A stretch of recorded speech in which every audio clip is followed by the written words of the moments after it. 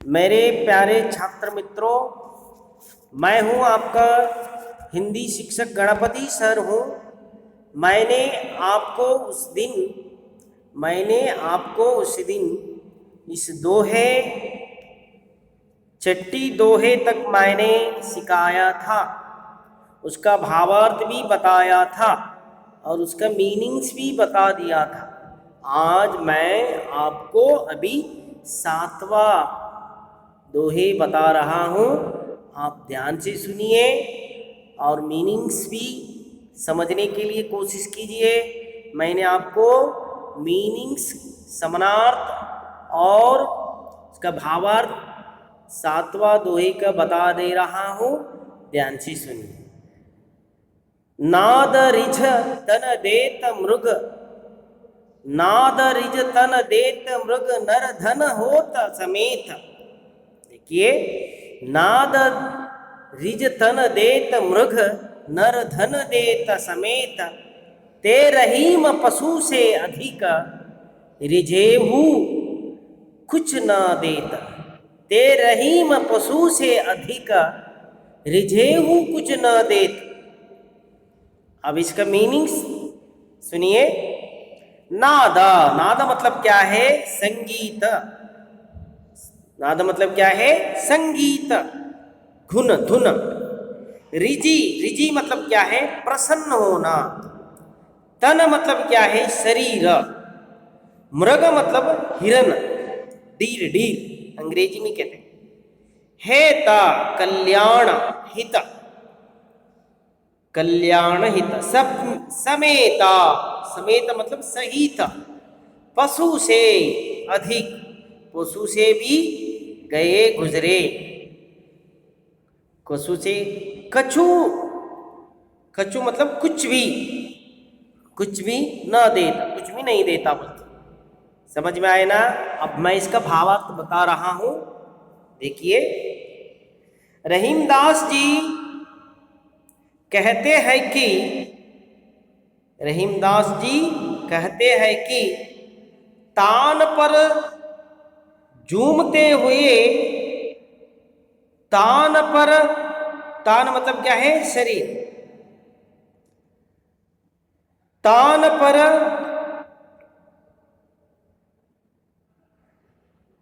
मतलब इसका जो रहीमदास जी किस संदर्भ में इस दोहे लिखा है, तो रहीमदास जी ने मनुष्य के कृषण, मनुष्य के कृपण स्वभाव की चर्चा की है इस दोहे में। इस दोहे में किसका बारे में चर्चा किया है? मनुष्य के बारे में, उसके कृपण गुण के बारे में चर्चा किया है। तो सुनिए भावार्थ।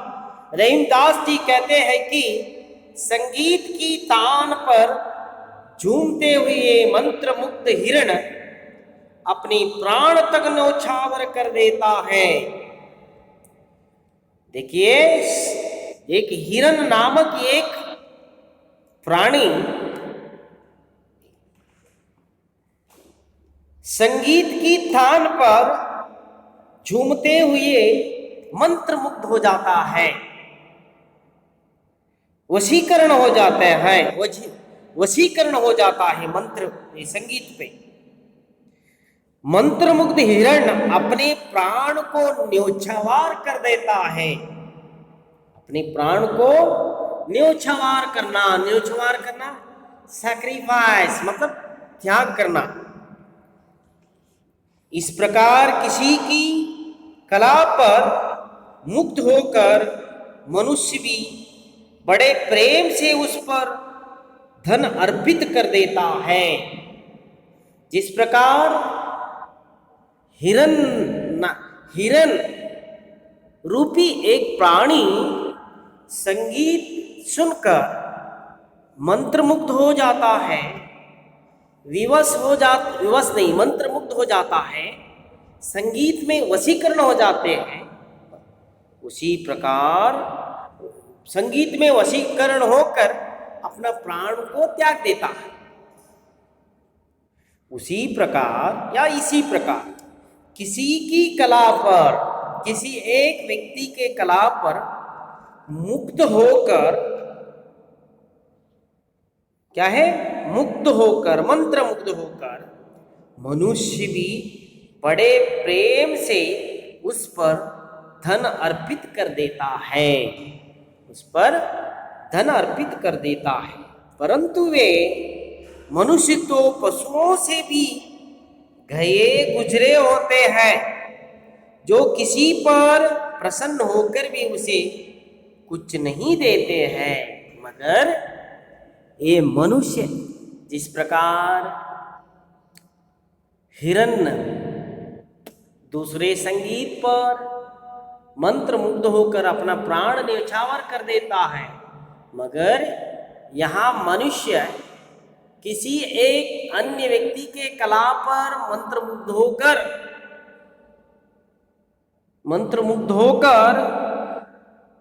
मगर उसको कुछ नहीं दे पा रहा है,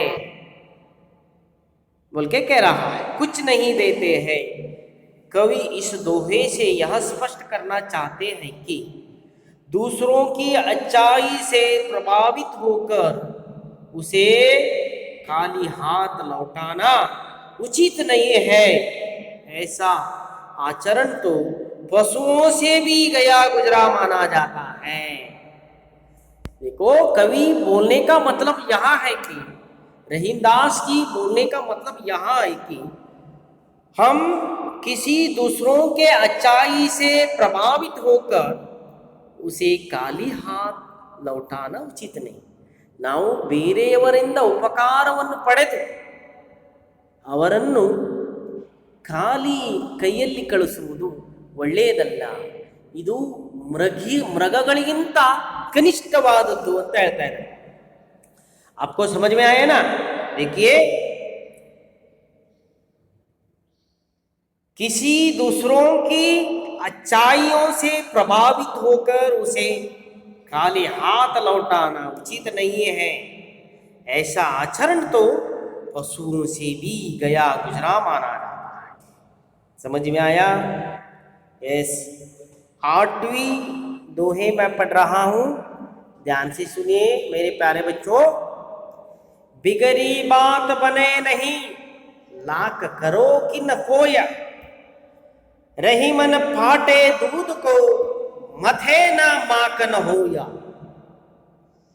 बिगड़ी बातें बने नहीं, लाख करो कि न होया, रही मन फाटे दूध को, माथे ना माखन होया। देखिए, इसका शब्दार्थ सुनिए। बिगड़ी बात, बिगड़ी हुई बात बने नहीं, नहीं बनती सुधारती, नहीं बनती ये नहीं सुधारती अंदर सुधारने आगोरಲ್ಲ। करो किन खोया, कोई कुछ भी क्यों ना करे, यार ಏನು ಬೇಕಾರ್ ಮಾಡ್ಕೊಳ್ಳಿ। फाटे, फाटे मतलब फाटे हुए, हरदी ओदितु, फटे हुए। माथे, माथे मतलब मथन पर। माखन, माखन मतलब माखन, माखन मतलब बेड़ने।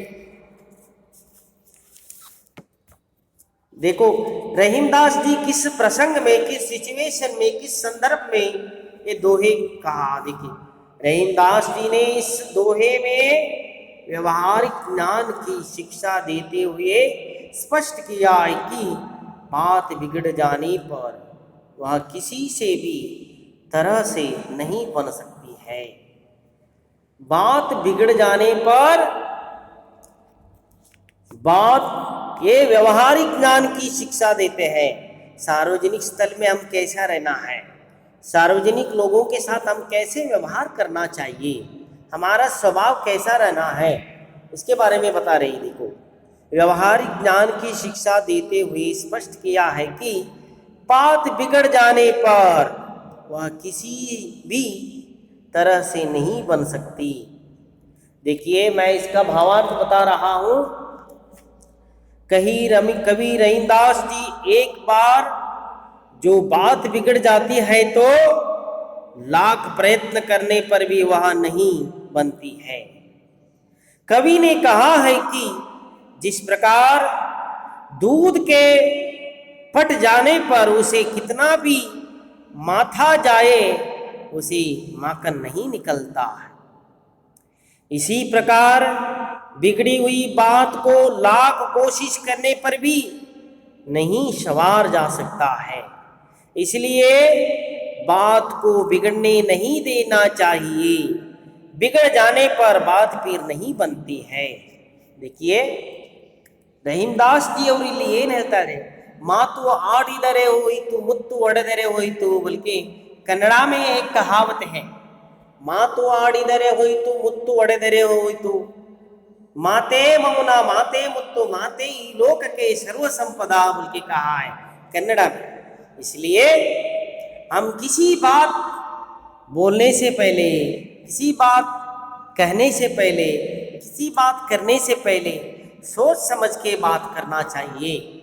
उसका परिणाम क्या हो जाता है इसके बारे में सोच समझकर, उसका असर क्या हो जाता है बल्कि सोच समझकर हम बात करना चाहिए। बल्कि इसका व्यवहारिक नॉलेज, व्यवहारिक ज्ञान देने के लिए इस दोहे के द्वारा रहीमदास जी ने कोशिश किया है। देखो एक बार दूध फट गया तो हम कितने बार भी क्या, ಒಮ್ಮೆ ಹಾಲು ಹಾಳಾಗಿ ಹೋಯಿತೆಂದರೆ ಅದರಿಂದ ನಾವು ಏನು ತೆಗೆಯಲು ಸಾಧ್ಯವಿಲ್ಲ, ಬೆಣ್ಣೆಯನ್ನು ತೆಗೆಯಲು ಸಾಧ್ಯವಿಲ್ಲ. ಅದೇ ರೀತಿಯಾಗಿ ಒಮ್ಮೆ ಪರಿಶುದ್ಧವಾದಂಥ ವಾತಾವರಣಕ್ಕೆ, ಪರಿಶುದ್ಧವಾದಂಥ ಹಾಲಕ್ಕೆ ಒಂದು ಉಪ್ಪನ್ನು ಹಾಕಿದಾಗ ಆ ಇಡೀ ಹಾಲೇ ಹಾಳಾಗಿ ಹೋಗ್ತದೆ. ಹಾಗೆಯೇ ಒಂದು ಪರಿಶುದ್ಧವಾದಂಥ ವಾತಾವರಣವನ್ನು ನಾವು ಪೊಲ್ಯೂಷನ್ ಮಾಡಿಬಿಟ್ರೆ ಆ ಪರಿಶುದ್ಧವಾದ ವಾತಾವರಣ ಮತ್ತೆ ಸರಿಯಾಗುವುದಿಲ್ಲ. ಹಾಗಾಗಿ ನಾವು ಆಡುವ ಮಾತಿನಿಂದ ಬೇರೆಯವರಿಗೆ ನೋವಾಗದೇ ಇರುವ ಹಾಗೆ ನೋಡಿಕೊಳ್ಬೇಕು. ಆಡುವ ಮಾತಿನಿಂದ ವಾತಾವರಣ ಹಾಳಾಗದೇ ಇರುವ ಹಾಗೆ ನೋಡಿಕೊಳ್ಬೇಕು. ಒಂದು ವೇಳೆ ನಾವು ಆಡುವ ಮಾತಿನಿಂದ ಆ ಒಂದು ವಾತಾವರಣ ಹಾಳಾಗಿ ಹೋದರೆ ಮತ್ತೆ ಪುನಃ ಅಂಥ ಪ್ರಶಾಂತವಾದಂಥ ವಾತಾವರಣವನ್ನು ಕ್ರಿಯೇಟ್ ಮಾಡಲು ಆಗುವುದಿಲ್ಲ ಅಂತ ಈ ಒಂದು दोहे अर्थवाಗಿದೆ। समझ में आया आपको? समझ में आए ना? हाँ, इस आज इतना ही बस। मैं कल आपको अगला वीडियो में 9वीं और 10वीं 11वीं का दोहे आपको बता रहा हूँ। तब तक के लिए आप इस दोहे पढ़ाई करना चाहिए, उसका मीनिंग्स क्या है कंठस्थ करना चाहिए। इस दोहे में जो व्यवहारिक नॉलेज है अपने ज़िंदगी में इसका अडॉप्ट करना चाहिए। और उसके साथ साथ मैं आपको एक बात कहना चाहता हूँ कि आप आजकल क्या है, कोरोना महामारी आगे बढ़ते जा रहा है। इसलिए इससे बचने के लिए एक ही रास्ता है, वही है हम मास्क धारण करना और अनावश्यक रूप से बाहर जाना नहीं है। कहीं भीड़ रहता है, गर्दी रहता है, वो जगह में अनावश्यक रूप से जाना नहीं है। अगर जाना ही ज़रूर है तो हम मास्क धारण करके ही जाना चाहिए। आप सभी लोग, आज के बच्चे कल का भारत देश का भविष्य का नागरिक है। इसलिए मेरे प्यारे बच्चों, आप आराम रहिए, स्वस्थ भारत निर्माण करेंगे हम सब मिलकर। थैंक यू, धन्यवाद, नमस्कार।